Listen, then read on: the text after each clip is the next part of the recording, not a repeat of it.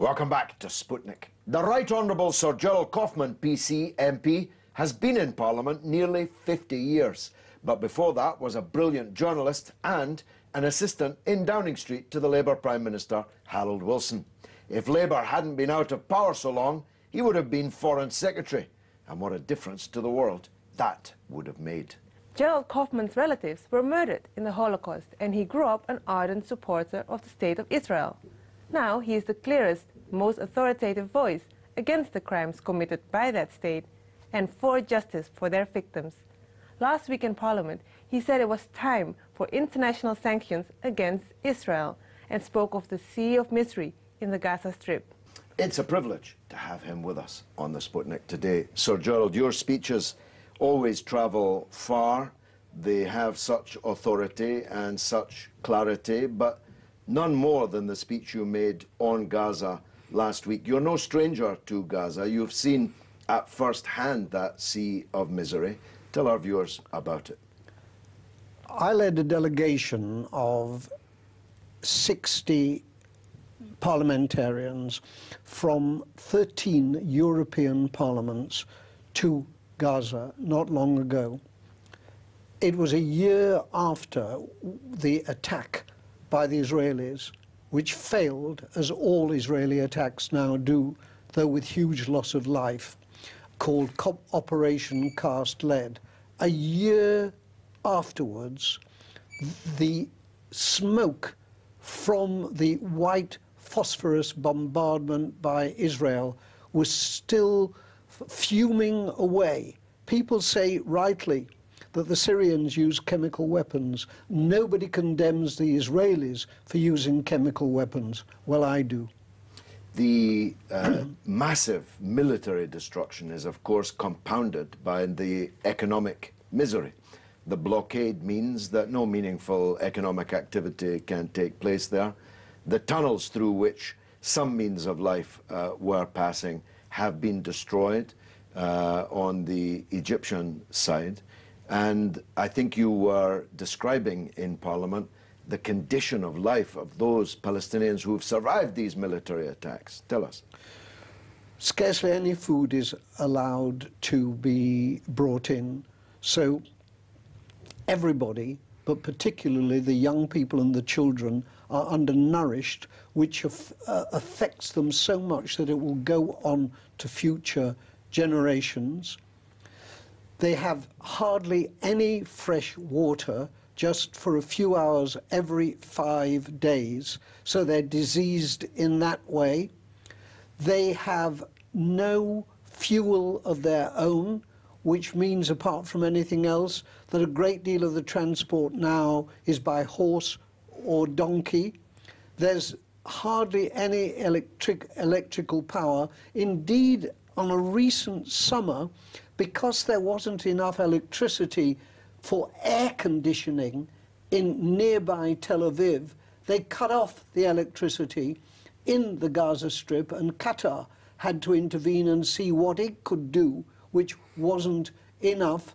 No building materials are brought in, so that the schools that the Israelis destroyed, in some cases with children in them, cannot be rebuilt. Medical facilities are at their minimum. If any other country on earth was doing what the Israelis have been doing to 1.7 million Palestinians in Gaza, there will be United Nations resolutions, there will be calls for intervention, there will be sanctions, but the Israelis literally get away with murder. I'll come back to sanctions in a minute. Now, you're Jewish, your family suffered, some perished in the Holocaust, the greatest of all crimes, which took place in the 20th century, perhaps the greatest of all crimes ever. And you grew up a supporter of the State of Israel. What changed your mind? As you say, George, I grew up a supporter of the State of Israel. I was brought up as a Zionist. I went to Israel again and again and again on holiday. I had family there. I had friends there. But as I traveled around, because it's a small area, I would see not just Israelis in Israel living in huge comfort, subsidized by the Americans. I would see settlers in the illegal settlements living in huge comfort. And minutes away, I will go to a Palestinian township or village and see sewage flowing through the streets. And if you have any sense of justice at all, and as a Jewish child I was brought up with a sense of justice, the disparity is unacceptable. And it's got worse. It's got worse and worse and worse the whole time. And the Israelis live in comfort. I've gone through Tel Aviv and see them sitting at their pavement cafes, complacently enjoying themselves, while hardly any distance away, the people in the Gaza Strip are living in total misery. But let's forget the people on the West Bank. They're living in misery as well. Now, of course, it is routine for Israeli propagandists to pray in aid the suffering of the Jewish people in the Holocaust. You reject that as a cover, don't you? I reject it with utter contempt and anger. Most of my parents' families, because my parents came here as refugees, most of my parents' families were murdered in the Holocaust. When the Germans came to the town from which my mother came in Poland, Staszów, they lined up all the Jews to march to the railway station to be put in cattle wagons. But for those who were not well enough to march, they killed them on the spot. And they killed my grandmother, who was ill in bed, by shooting her in her bed. My grandmother did not die to provide cover for Israelis murdering Palestinian grandmothers.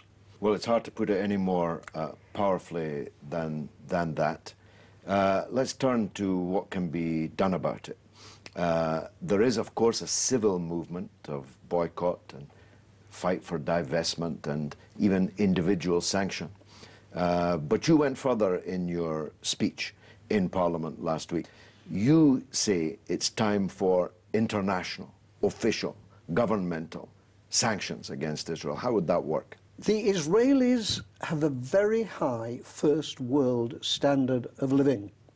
That standard of living depends partly on huge financial subsidies by the United States under the spineless Barack Obama, and every politician pretty well in the United States yields to the Jewish pressure groups, and that's why they daren't do anything about it, even if they wanted to do something about it.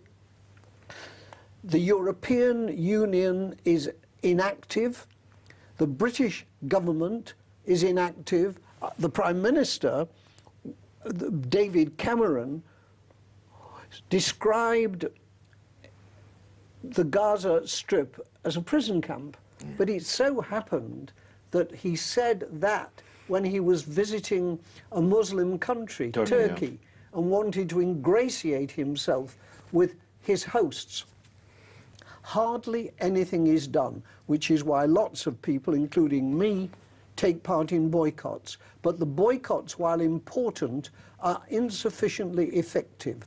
What we need, and what I press for and will go on pressing for, is governments, the United Nations, the European Union, the United States, our own country, to impose economic sanctions so that the Israelis can feel what international opinion means. There's no point in condemning them. There's certainly no point in appealing to their better nature, because they don't have a better nation.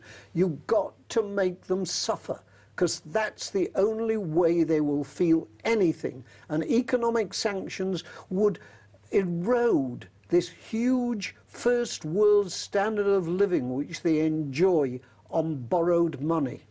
What you described earlier was an apartheid system. I'm one of the few people on the left who was ever in apartheid South Africa. I was there underground for the African National Congress. And the situation you described of the settlers living in great comfort whilst the indigenous owners of the land live in utter misery. Apartheid was broken between the hammer of the struggle of the African people and the anvil of international solidarity, including sanctions and boycott. Do you think that such a move is going to have an effect? And if so, when? I, too, when I was Shadow Foreign Secretary, visited South Africa under apartheid as the guest of the South African Council of Churches. And I was followed everywhere by South African secret police. There is a huge difference between the apartheid that the Israelis are inflicting on the Palestinians and the loathsome and odious apartheid that existed in South Africa. There were distances, considerable distances, between Johannesburg, Cape Town, Durban, and the South African, African townships. In Palestine, it's minutes between the settlements or between Israel behind the 67 borders and the hell that they've created in Gaza and on the West Bank. So it's worse. It's worse even than the foul actions of the South African apartheid government. You've got to make these people feel it. I'm not optimistic, but I'm realistic. Nobody ever expected the Soviet Union to collapse in the way that it did, but it happened. Nobody ever expected apartheid in South Africa to collapse in the way that it did, but it happened. The Israelis are stupid to imagine that just because they've got the fourth largest armed forces in the world, they can go on like this. I learned Greek at school, and there's a phrase in the historian Thucydides which says "panta re," and that means everything flows. The Israelis are balmy, complacent, and self-defeating to imagine that they can go on forever as they're going now. Sir Gerald Kaufman, a privilege to talk to you. Now it's your turn to tell us what you think in the social media review. Gayatri, what's rattling? Well, everyone on Twitter supported, of course, what Sir Gerald Kaufman was speaking out for in Parliament last week. Lucien Quincy Senna said, "It's been a long time coming for sanctions against Israel. Whether it will ever happen in our lifetime is another matter." Well, I don't know. I think it's an idea whose time has come. I'm not sure. I may be as skeptic as hers, because as Mr. Kaufman said, it's not about the people, the public opinion, but the government that needs to bring forth these sanctions. Yes, but as Sir Gerald said peerlessly in Greek, everything flows. That's right, Pantare. Pop says, hitting the Israelis in their pockets with sanctions is the best way. And that's all for this week. Which, alas, means that's the end of the show. You know where to reach us on Twitter at RT_Sputnik, and on Facebook you can find us on Sputnik on Russia Today. It's goodbye from me, Gayatri. And from me, George Galloway. It's been marvellous.